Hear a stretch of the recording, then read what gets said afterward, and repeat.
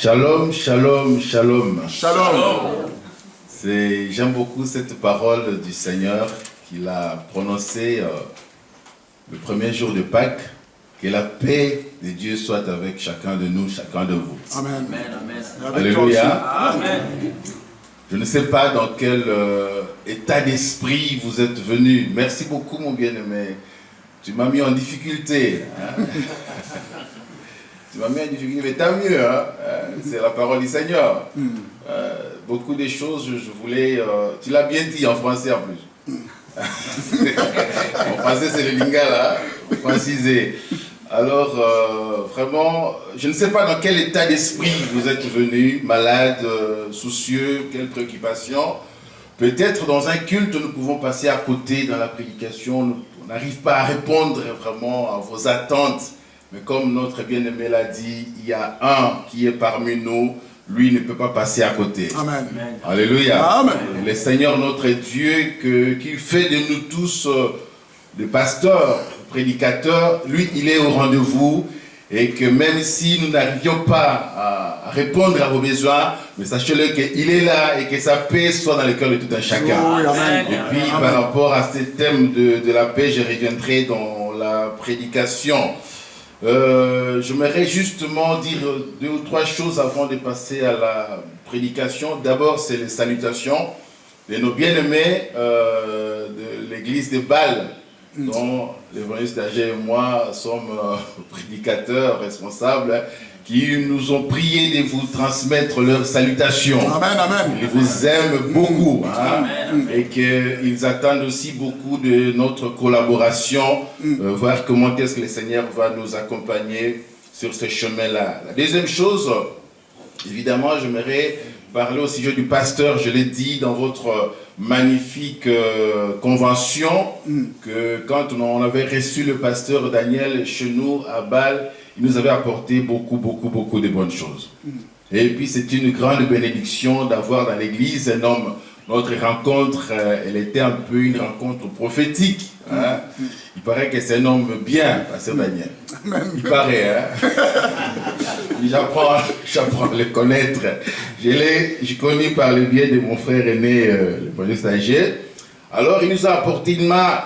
Personnellement, c'est le message qu'il nous avait dit que pasteur, lève-toi, que nous sommes les espèces de compagnons de David qui sont venus alors que David traversait des moments difficiles. Alors, il y a 400 personnes qui sont allées dire à David, nous sommes avec toi. C'est quelque chose de magnifique dans ces temps difficiles, là, de savoir qu'il y a des bien-aimés, des serviteurs de Dieu, des communautés, des frères qui sont là, qui prient pour vous. Vraiment, j'étais ému. Avec des réseaux sociaux aujourd'hui, vous savez que chaque chose qui se passe dans les églises auprès des serviteurs de Dieu, s'ils ont commis quelques impairs, vite c'est relayé. Mais il va falloir ne pas mettre sous les boisseaux aussi des bonnes choses. Amen. Amen. Amen. Soyons des évangélistes, des prédicateurs, des pasteurs pour communiquer des bonnes choses. Et puis il faut aimer, il faut les entourer. Quand vous avez des serviteurs de Dieu qui défendent la parole, qui devient rare en ces temps, il faut les aimer, les encadrer, partager la souffrance du travail. Amen. Amen. Vous savez que Jésus, quand il est, après avoir prêché, il est allé dire, bon, il faut que je retourne un peu chez moi, à Nazareth. Et quand il retourne à Nazareth, curieusement, les Nazaréens lui disent, mais toi on te connaît, hein? On connaît tes parents, hein? Tu n'es que fils de charpentier, toi. Qu'est-ce que tu as à nous dire? Alors, la connaissance humaine d'un homme de Dieu, la connaissance humaine de frères et sœurs voile le visage, voile les yeux, ça nous empêche, et puis ça avait empêché le Nazaréen à accéder au chapitre miracle du Christ. Et la Bible dit dans Marc 6 que Jésus ne pouvait plus faire d'autres miracles parce qu'il ne croyait pas en lui comme le sauveur de l'humanité. Exactement. Si vous nous voyez en moi qui est charpentier, vous passerez à côté. Si vous voyez en cet homme-là, vos pasteurs, que des hommes que vous connaissez, vous passerez à côté. Les choses de Dieu sont cachées, il faut les yeux de la révélation. Amen, amen. Alléluia. J'aime beaucoup cette parole dans que l'apôtre a dit à Timothée. C'est pourquoi nous, 1 Timothée 2, c'est pas ça le sujet de la prédication. 1 Timothée 2, 13, c'est pourquoi nous rendons continuellement grâce à Dieu de ce qu'en recevant la parole de Dieu, que nous vous avons fait entendre, vous l'avez reçu, non comme la parole des hommes, mais comme la parole de Dieu qui agit en vous qui croyez. Amen, amen. Donc il va falloir recevoir la parole, non comme une parole venant d'un humain, mais comme la véritable parole de Dieu. Alléluia. Et vous serez bénis.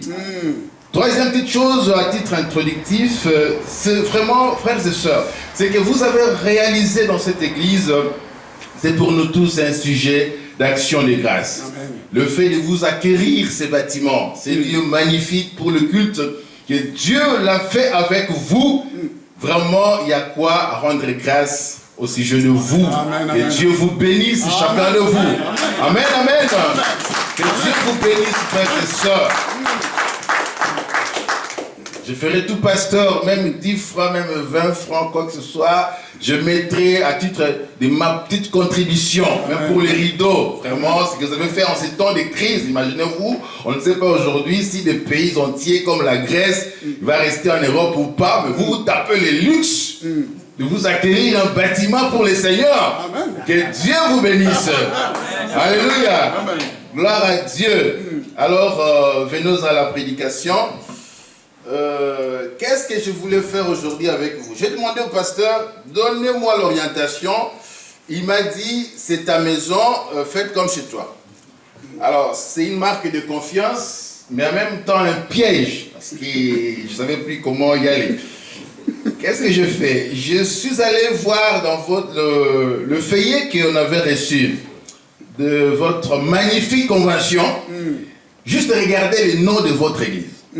Votre dénomination. Ça s'appelle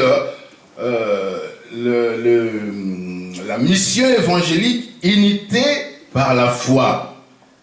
Alors, Dieu m'a dit de vous poser la question, ça a été fait par notre bien-aimé, est-ce que toi, mon frère, ma soeur, qui est là, es-tu réellement membre à part entière? Es-tu vraiment dans cette mission évangélique, unité par la foi? Toi, tu es là-dedans. Vous savez, les gens qui rentrent dans le témoin des jours, par exemple, ils savent ce qui les attend. Vous allez le voir dehors, en train de distribuer des réclames. Les gens qui sont, par exemple, dans le mouvement extrémiste aujourd'hui, vous savez aussi, ils savent, en adhérant dans ce mouvement, ce qui les attend. Ils sont prêts à tout. Je ne vais pas rentrer dans les détails. Mais vous, en rentrant dans une mission que vous dites mission évangélique, unité par la foi, est-ce que vous êtes réellement là-dedans? Est-ce que si on vous fait quelques incisions dans votre sang là, on verra l'ADN mission évangélique, unité par la foi? S'il n'y en a pas, frères et sœurs, c'est que vous éloignez de votre objectif. Exactement. Dans tout ce que vous faites, s'il n'y a pas ça dans vos maisons, le frère l'a dit, malheureusement tu seras ma référence aujourd'hui, tu m'as provoqué. Dans tout ce que nous faisons, s'il n'y aura pas cet état d'esprit que j'ai fait partie de la mission évangélique unité par la foi, donc vous passez à côté. Et Dieu m'a chargé de vous poser cette question. C'est tout un programme. Amen. Amen. Je ne pourrais pas, en fait, le pasteur ou vos pasteurs, en donnant cette dénomination, eux-mêmes ils savent le pourquoi. Mais moi, le Seigneur m'a prié de le définir à ma manière. Je ne rentrerai pas trop dans le détail, mais juste de le définir à ma manière. C'est comme une sorte de miroir que je vais présenter devant vous. Et vous-même, vous allez vous regarder si vraiment vous appartenez à ça. J'espère que le miroir ne sera pas déformatif, mais... Alléluia. Amen. Et puis ensuite, nous allons voir un texte dans Philippiens. Je suis en train de faire une étude sur le livre de Philippiens. Nous allons lire juste deux premiers versets du premier chapitre. Et puis après, ça sera tout. Il y a beaucoup de choses qui ont été dites. Vous savez que nous sommes là, nous sommes ensemble. Nous reviendrons. Alléluia. Amen. Gloire à Dieu. La mission, parlons-en un peu. Quand on parle de la mission, le mot mission fait directement appel à un envoyeur. Il y a quelqu'un qui envoie une mission. Et puis il y a un envoyé. Et puis il y a la mission en tant que telle. Et puis il y a les destinataires. N'est-ce pas? Vous voyez que juste dans le mot mission, il y a des sous-thèmes qu'on peut développer. Tout à fait. On ne pourra pas tout faire aujourd'hui. Mais juste, j'aimerais, sans parler de l'évangile ou de la foi, hein, juste définir ce que c'est que la mission. Alors, excusez-moi, bon, en fait, on va revenir là-dessus. Par exemple, on parle de la mission diplomatique. Hein. Donc, d'une façon générale, le mot mission se définit comme une charge que l'on confie à quelqu'un avec le pouvoir de l'accomplir. Hein. Mission diplomatique, pareil, en l'occurrence. Alors, à l'époque, il y avait aussi des stations de mission, hein, des missions protestantes qu'on envoyait des missionnaires, par exemple, en Afrique. Ça vient du mot grec. Hein. Le mot mission, ça, non, pas le grec, mais latin. Mitéré. Mitéré, qui veut tout simplement dire envoyer. Hein? Mission veut dire envoyer. Donc toi, comme tu es là, tu dois te dire dans ton sang, là, dans tes ADN, je suis un envoyé. Amen. Amen. Vous n'êtes pas dans ces coins pour rien. Vous êtes envoyé là. Exactement. Il y a un objectif. Et la chose la plus malheureuse, c'est de passer à côté. Hein. Imaginez-vous, un ambassadeur devient commerçant. Vous voyez? Donc, au lieu de parler du pays qu'il a envoyé, il devient commerçant. C'est pas possible. Il y a beaucoup de commerçants, des gens complètement perdus. Des pasteurs perdus. Alléluia. Amen. Donc, le mot mission veut dire envoyer. Donc, en quelque sorte, et puis vous savez que le mot envoyé, dans la Bible en grec, c'est apostolos. Apostelos. C'est l'envoyé. Et puis, les apôtres étaient des envoyés parce que Jésus les avait envoyés. Donc, en quelque sorte, votre église, ça pouvait aussi appeler tout simplement mission apostolique. Donc, vous êtes des envoyés, vous êtes des apôtres. Nous tous, nous les sommes. Oui. Mais vous dites que c'est notre affaire à nous. Exact. De façon particulière. Mais il va falloir marquer cela. Que cela caractérise votre façon d'être, votre façon de vivre. Exact. Alléluia. Amen. Ça, c'est tout simplement le mot mission. Ça nous plonge à ça. Bon.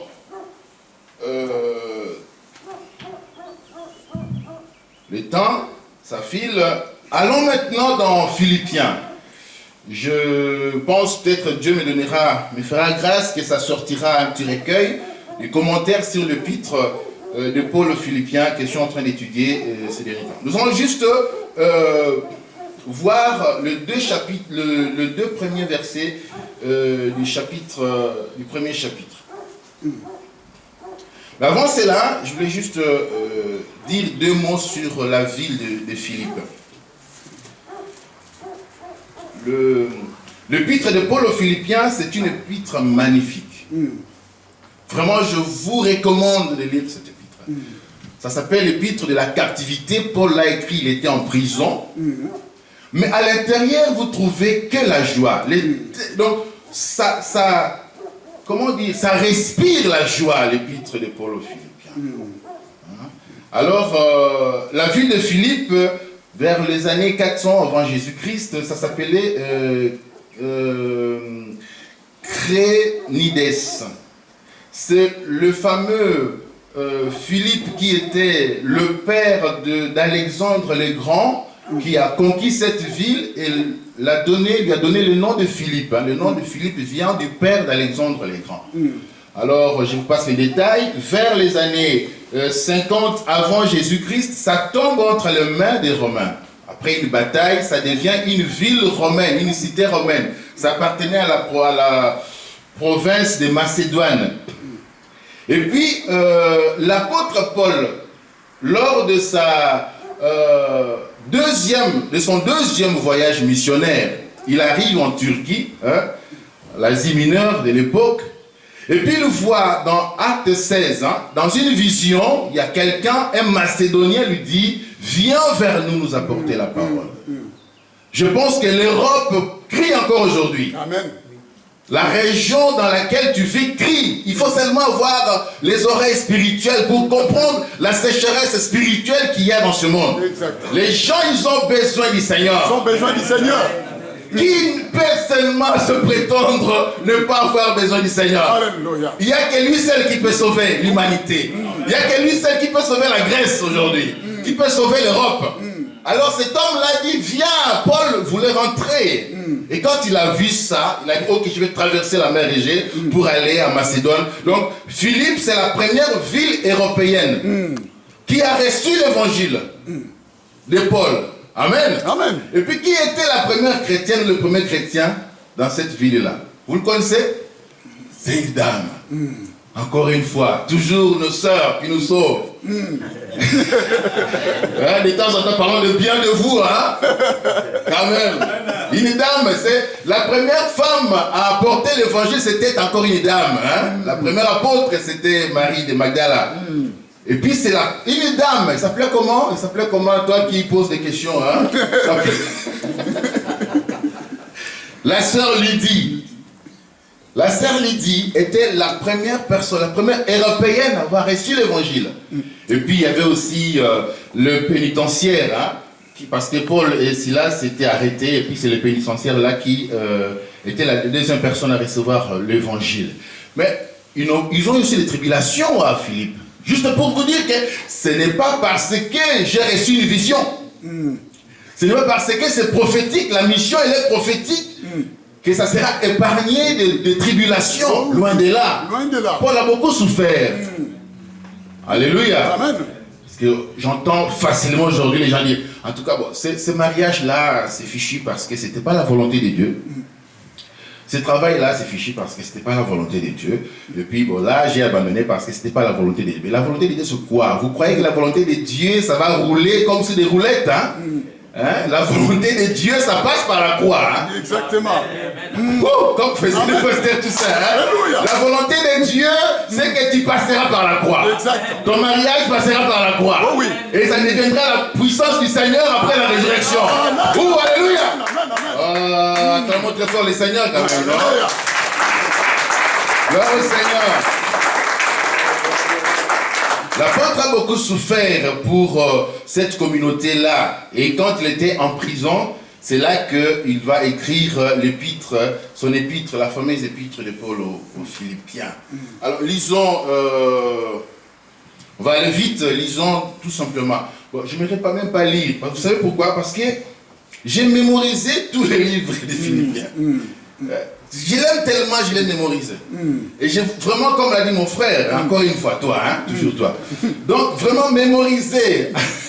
Apprenez à lire, apprenez à imbibez-vous de la parole de Dieu. Ça fait du bien. Dans les temps, les anciens n'avaient pas la Bible. Ils mémorisaient la parole de Dieu.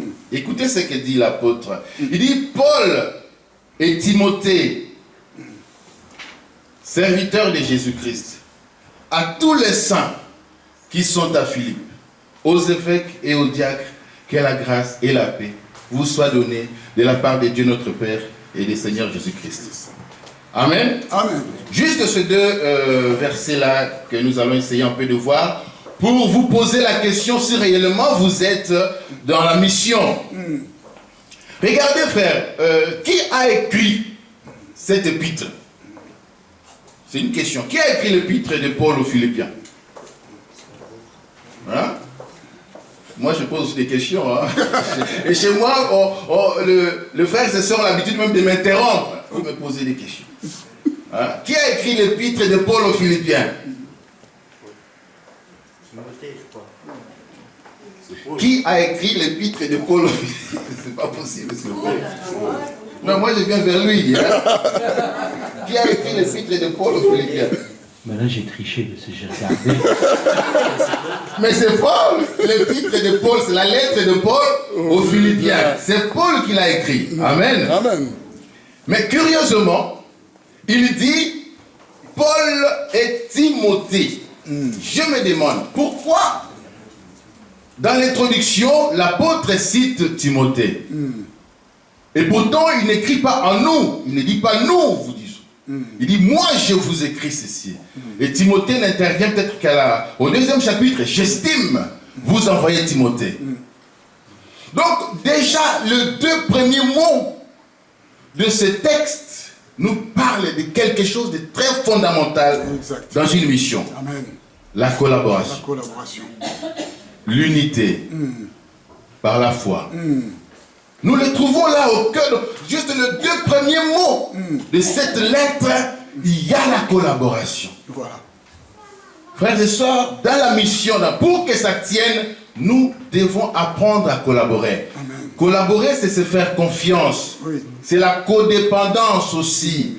Que chacun de vous regarde l'autre comme étant supérieur à lui. C'est encore écrit dans Philippiens. Amen, amen, amen. Alléluia. Amen. Nous devons apprendre à collaborer. Il y a, dans une certaine période, les gens, même aujourd'hui, il y a des serviteurs qui pensent que tout seul, parce que j'aurais fait un jeûne de 40 jours, 40 nuits, etc., sans manger, puis quand je sortirai du jeûne, je crierai Alléluia, et puis tout le monde viendra. C'est une illusion. Hein? Même Jésus lui-même n'a pas fait ça. Amen. Même Jésus avait besoin des disciples. Exactement. Parce que, frères et sœurs, voyez, la collaboration dans l'œuvre de Dieu est le reflet de la nature de Dieu. Le pasteur tout ça faisait « Ah !» Parce que Dieu, notre Dieu, est un Dieu relationnel. Exactement. Est un Dieu de la relation, est un Dieu de la collaboration. On nous parle du Père, du Fils et du Saint-Esprit. Amen. Amen. Donc Dieu collabore déjà dans la divinité. Il y a la collaboration. Mais comment nous pouvons nous en passer de la collaboration? Vraiment. Nous devons remettre ça au cœur dans le ministère, dans la mission. La collaboration, faire confiance à l'autre. Amen, amen. Amen, amen. Sans la collaboration, on ne peut rien faire, bien-aimé. Notre unité, notre collaboration, la relation, nous devons développer cela. Nous devons vraiment le développer.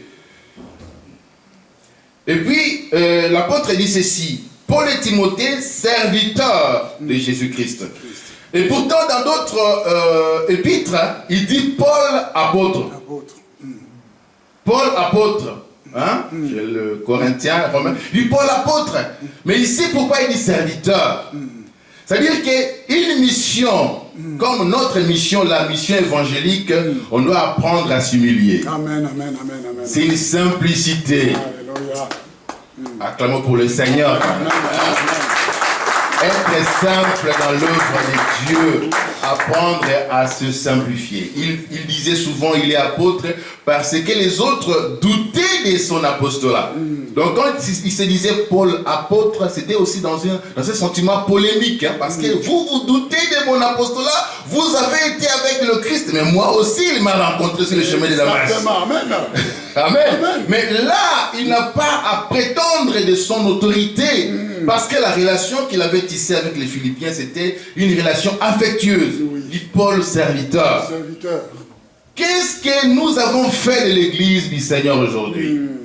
Des titres, mais des titres, il faut venir dans les églises, dans nos églises pour entendre des titres.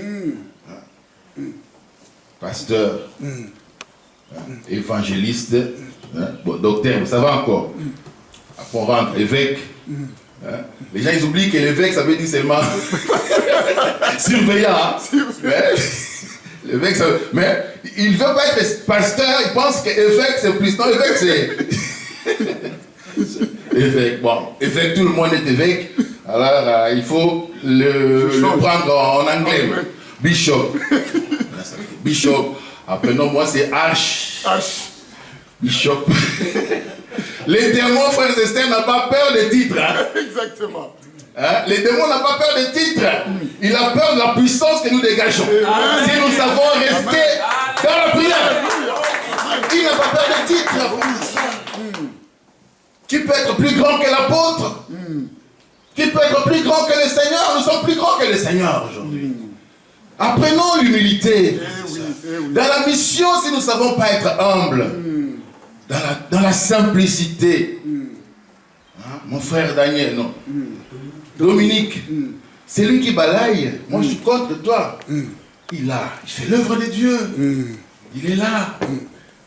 Il est là. Tout ce que nous faisons dans la simplicité, pour le Seigneur, ça attire la bénédiction. Amen.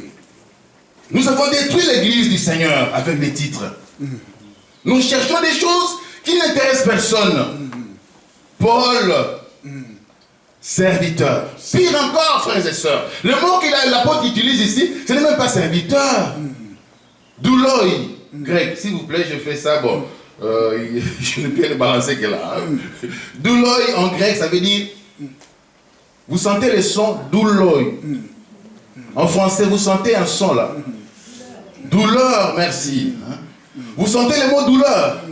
C'est-à-dire que la bonne interprétation de ce mot douloi, Paulos kai Timotheos douloi, Christos, c'est-à-dire que c'est plutôt le mot esclave. Exact. C'est pas serviteur. Un serviteur, il y a une différence entre un serviteur et un esclave. Un serviteur, comme en France, vous savez, il y a beaucoup de procès dans le prud'homme entre les ouvriers, les travailleurs et les employés. Un serviteur a des droits. Alléluia. Amen. Un serviteur a des droits. Les congés payés. Mais l'esclave n'a pas de droits. Il n'a que des devoirs. Et l'apôtre Paul dit, moi, je n'ai pas de droits. Devant Jésus, je n'ai pas de droits. Alléluia. Je n'ai que des devoirs. À cause de ce qu'il a fait pour moi. C'est tellement grand. Alléluia. Et je n'ai que des devoirs. Le prix de mon salut. Je ne peux pas revendiquer quoi que ce soit. Amen, amen, amen, amen. Comme disait le pasteur, tout ça. Nous n'avons que des devoirs, frères et sœurs. Et l'esclave n'a pas de droits. Nous étions en Égypte. On a enterré des pharaons parce que dans la compréhension égyptienne de l'époque, les pharaons ne mouraient pas. C'est pour cela qu'on les embaumait. Mais on les enterrait avec leurs esclaves vivants. L'esclave n'a pas de droits. Et c'est comme cela que l'apôtre, il ne se compare même pas en disant je suis un apôtre, je ne suis même pas au niveau d'un serviteur. Par rapport à l'œuvre de Dieu, je suis un esclave. Exactement. Un esclave obéit. Un esclave, c'est le sacrifice. Un esclave, c'est l'humilité. Mais qu'est-ce que nous avons fait avec l'église du Seigneur? Alléluia. Frères et sœurs, j'entends les gens dire, mais il y a des gens qui jouent avec nous. Moi, quand j'étais dans le monde, des gens comme ça, ils ne pouvaient pas s'asseoir avec moi. Mais dans le monde, tu étais qui? Tu étais mourant. Exact. Alléluia. Amen. Nous avons reçu la meilleure identité en Christ. L'Esprit de Dieu atteste dans notre esprit que nous sommes des enfants. Quelle est notre identité qui nous passe la frère? Esclave. Mission évangélique, l'unité par la foi. Es-tu esclave? Oh, alléluia. Es-tu esclave avec ton argent? Oh oui. Es-tu esclave avec ton temps? Ou bien tu revendiques à tout moment? Mais vous savez, vous commencez à exagérer quand même. Vous commencez à exagérer. On va venir là-bas, on va faire ceci. Qui n'est pas content de ces bâtiments? Pour le réaliser, parce qu'on s'est comporté comme des esclaves du Seigneur. Amen, amen. Amen. Esclaves du Seigneur. Mais ce qui est intéressant, c'est que nous ne sommes pas les esclaves des maîtres de ce monde. Oui. Nous sommes l'esclave du véritable Seigneur. Oh oui. Alléluia. Amen. Qui ne va pas nous laisser nous écrouler.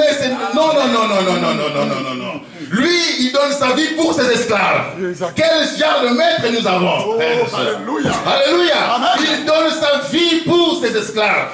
Nous ne servons pas George Bush. Vous savez, George Bush contre Saddam Hussein, que son âme repose en paix.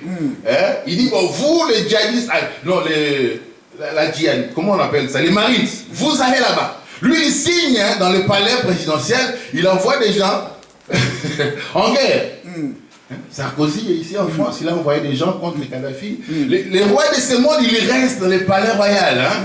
Et il envoie les autres bagarrer. Mais notre Seigneur, frères et sœurs, il est différent. Pour le salut de son esclave, il a fait différent qu'Adam. Vous savez, Adam, son intelligence était voilée. Lui, il pensait devenir comme le maître. Le diable lui a dit, les jours que tu mangeras, tu deviendras comme lui. Il va être grand. Celui qui fait s'élever, Dieu l'abaissera.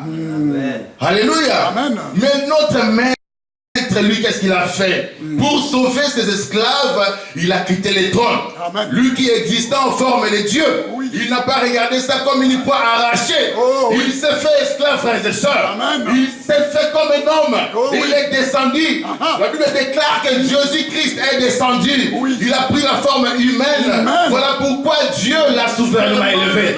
Alléluia. Amen. Il lui a donné les noms qui est au-dessus de tout nom. Afin qu'au nom de Jésus, tous genoux fléchissent et toute la confesse que Jésus-Christ est Seigneur. Le Seigneur.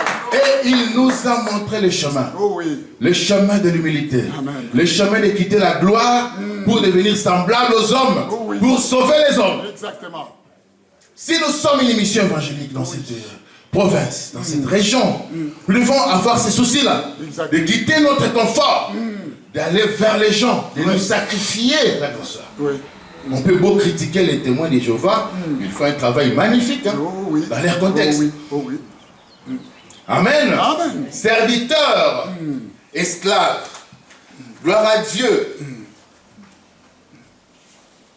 Je fais vite, je vais vous libérer dans peu de temps. Nous allons revenir. Hein. Nous allons revenir. Amen. Regardez, il dit ceci. À tous les saints qui sont à Philippe, aux évêques et aux diacres. Notre bien-aimé l'a rappelé. Qui est saint? Qui est saint parmi nous ici? Qui est saint? Ma soeur, tu es sainte? Amen. Tu n'auras pas cette prétention, mais vraiment, tu es humble. Ma soeur, tu es sainte? Non, hein? Pour devenir sainte, pour toi, qu'est-ce qu'il fallait faire? Il faut avoir Parle un peu plus fort. pour devenir une sainte, il faut avoir une Moralité équilibrée, se comporter bien, de façon éthique, oui, c'est ça. pas injurier les gens, pas prendre la plombe de quelqu'un d'autre, hein? Pas voler, pas mentir, Oui. n'est-ce pas? Là, tu seras sainte. T'as des problèmes, pasteur, hein? Vous voyez que ça, c'est une conception catho, hein? Une conception catholique de la sainteté. Mais Dominique, il vient de le rappeler, hein? Exactement. Dominique vient de le dire. C'est dans la tradition catholique qu'après avoir accompli tout cela, comme Jean-Paul II, dans leur tradition, alors l'Église fera la béatification. Hein? On va canoniser la personne pour la déclarer sainte. Mais ce n'est pas ça la conception Tout à fait. biblique de la sainteté. C'est rappelé. Et saint tout ce qui est mis à part pour Dieu. Et dans l'Ancien Testament, Moïse, il rentre quelque part, la Bible dit que Dieu lui dit, ôte-toi de tes sandales parce que ce lieu-là est saint, parce que Dieu est là. Ça, dans l'Ancien Testament. Mais dans le Nouveau Testament, frères et sœurs, nous sommes saints parce que nous avons cru En Jésus. en Jésus-Christ. Amen, amen. La pureté et la sainteté. Pardon? La pureté et la sainteté du Christ. C'est-à-dire C'est être comme être comme Christ. Comment tu peux devenir comme Christ? en marchant comme lui, en étant comme lui. Et en pur et saint. On devient comme Christ, mon frère. Ne te complique pas la vie. On devient comme Christ en le recevant dans nos cœurs comme notre Seigneur et notre Sauveur. Et il viendra habiter en toi par son Saint-Esprit, te donnera la force de faire ce que tu es en train de dire là. Acclamons très fort les Seigneurs. Hein? Donc, les saints sont des fidèles, des simples fidèles, des Seigneurs, des gens qui ont crié au Seigneur, qui ont crié que l'acte que tu as accompli à la croix, c'est pour moi. Amen. Et j'ouvre mon cœur et je l'accueille, que je ne peux être sauvé, non à cause de mes œuvres, c'est très dangereux. Qui peut oser, frère, ma soeur? Tu penses vraiment qu'un jour tu seras vraiment complètement parfaite dans ta tête, dans ton comportement? Non, c'est lui qui donne ça. C'est un décret. Dieu nous décrète que nous sommes ses enfants. Exactement. Et nous sommes saints par... C'est un statut que Dieu nous donne. Oh oui. Oh, alléluia. Amen. Amen. Amen, amen. Amen. Regardez bien aimé, quelque chose de magnifique.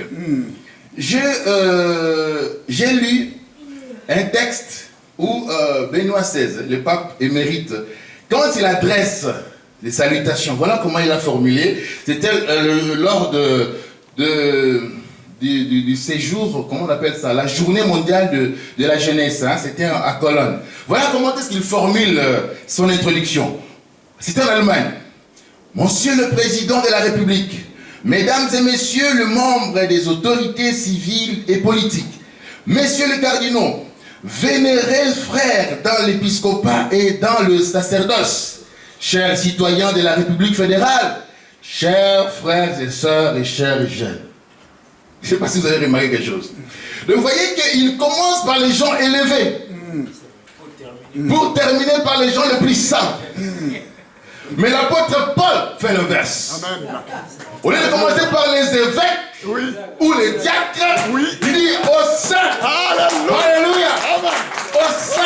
Aux saints qui sont à ici, aux saints qui sont dans cette église, grâce au Père vous soit accordée de la part de Dieu notre Père et de Jésus-Christ notre Seigneur. Parce que tu as de l'importance, frère. Exactement. Parce que tu as du prix aux yeux du Seigneur. Voilà pourquoi l'apôtre Paul dit que toi, on ne va pas te mettre à la fin dans le protocole de la salutation. On va te mettre au-dessus parce que tu es élevé, frère et sœurs. Alléluia. Oh, alléluia. Gloire au Seigneur. J'aime beaucoup l'apôtre. J'aime beaucoup l'apôtre. Il dit grâce et paix vous soit donnée. Nous vivons un temps terrible. Nous sommes menacés. Le monde est menacé. Les gens qui nous dirigent, ils n'arrêtent pas à se contredire. Les grands économistes ne savent pas aujourd'hui si la Grèce restera ou pas. On ne sait pas à qui faire confiance. Et nos cœurs sont troubles. Nous regardons la télévision, les réseaux sociaux, les cinémas, etc. Et puis notre intelligence est complètement influencée par des choses que nous voyons. Et nous pensons que ça c'est le modèle de la vie. Non, ça ce sont des illusions. Nous sommes troublés. Et les chrétiens de Philippe aussi étaient troublés. Vous aussi ici, la belle fille, la jeune fille est aussi troublée parce qu'il y a beaucoup de fiancés qui sillonnent. Amen. Oh, alléluia. Vous êtes tellement troublés et l'apôtre dit que la paix et la grâce de notre Seigneur Jésus, acquise chèrement à la croix, vous soit accordée dans mon cœur. Voilà le message que je vous apporte ce matin, frères et sœurs. Soyez dans la paix, que la paix de Jésus-Christ vous soit accordée. Que la grâce du Christ vous soit accordée. Dans ce temps trouble, recevez la paix du Seigneur. Amen. Recevez la paix, que cette paix, vous savez. Alléluia. Quand le français vous rencontrez, vous dites bonjour. Quand les juifs se rencontraient, encore aujourd'hui, ils se disent shalom. Et quand les grecs se rencontraient, quand aujourd'hui, se disait kaires. C'est le mot kaires qui donne grâce. Et l'apôtre Paul, parce que dans la communauté de Philippe, il y avait des juifs, il y avait des grecs, il rassemble tout. La paix de Dieu, le shalom de Dieu, c'est plus que la paix qui peut avoir entre un homme et une femme après quelques temps de froid. Ils se disent maintenant nous sommes en paix. Non, la paix du Seigneur est plus que ça. La paix du Seigneur c'est la guérison. La paix du Seigneur c'est le miracle. La paix du Seigneur nous donne tout. C'est la force, la paix du Seigneur nous pousse d'aller vers l'avant.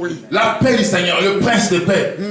Amen. Vous savez, frères et sœurs, j'ai conclu par là que quand un juge dit quelque chose de quelqu'un, monsieur, compte tenu de tel chef d'accusation, coupable, voilà. Donc, par rapport à tout cela, vous recevez, par exemple, 15 ans ou 20 ans de réclusion criminelle. Et puis, il tape. Voilà. Sa parole n'est pas un constat. C'est pas que mon frère t'es habillé en blanc. C'est un constat, une phrase constatative ou déclarative. Je t'aime, ma chérie. Mais la parole de Jésus-Christ, selon les linguistes, c'est une parole performative. C'est-à-dire c'est une parole de juge, une parole qui crée l'événement. Donc ne cherchez pas comment viendra cette paix. Ne cherchez pas comment viendra ce miracle. Ne cherchez pas comment viendra ma délivrance. Ma délivrance, ta délivrance, il avait chèrement acquise à la croix. Il a dit, je te le donne. À celui qui croit à moi, le fleuve d'eau vive couleront les enseignes. Alléluia. Recevez cette paix, frères et Alléluia. sœurs. Amen. Elle est à vous. Oh. Christ est là, chair de main, Christ à la croix. Amen. Elle est à toi, elle est à moi. Amen. Et puis quand le policier vient là pour te menotter, et puis le juge dit, est-ce que monsieur, tu as encore un mot à dire pour cette sentence? Il n'y a personne. Juste quand on veut t'embarquer, il y a quelqu'un qui soulève les doigts du fond de la salle. Il dit innocent. Cet homme-là, il est innocent. Vous l'avez déclaré violeur. Vous l'avez déclaré menteur. Moi, j'ai dit qu'il est innocent. Ah bon? Innocent pourquoi? Regardez ce que moi je fais à la croix. J'ai payé le plus grand prix pour cet homme-là. Alléluia. Et en Christ, frères et sœurs, nous sommes saints. Quand vous vous regardez ici dans la mission, regardez ton frère, ta sœur comme un saint, comme une sainte. Ce n'est pas à nous le ministère de chasser les gens. Ils sont venus pas pour toi, mais pour moi, pour le Seigneur. Exactement. Alléluia. Amen. Oh, il est magnifique. L'apôtre Paul, il dit ceci toujours dans Philippiens 1, 6. Il dit, celui qui a commencé cette œuvre la rendra parfaite. Ne regardez pas le temps du faible commencement. Les difficultés du couple où il y a des femmes, des hommes qui ne cessent de se critiquer. Non, en tout cas, si je savais, cet homme-là, cette femme-là, il me saoule, etc. Non, sachez que celui que le Seigneur a donné, il va lui-même amener ça à la perfection. Je sais que le Seigneur qui a commencé cette œuvre dans la mission va amener cette mission à la perfection. Amen. Alléluia. Amen. Et les gens parleront de la mission. parleront. Et l'apôtre dit, vraiment là, je dis les derniers mots, il dit ceci, c'est que je souhaite dans mes prières, c'est que votre amour augmente de plus en plus, en connaissance, en grâce, et en pleine intelligence pour le discernement des choses le meilleur. Voilà ma prière, frères et sœurs. Amen, amen, que votre amour pour le Seigneur augmente, l'amour pour le sacrifice, pour la mission, que cet amour-là augmente, et que Dieu, le Dieu d'Abraham, le Dieu d'Isaac, le Dieu de Jacob, soit votre Dieu. Et que le Seigneur vous bénisse abondamment. Alléluia. Amen. Gloire à Dieu. Je reviendrai. Je reviendrai. Je reviendrai.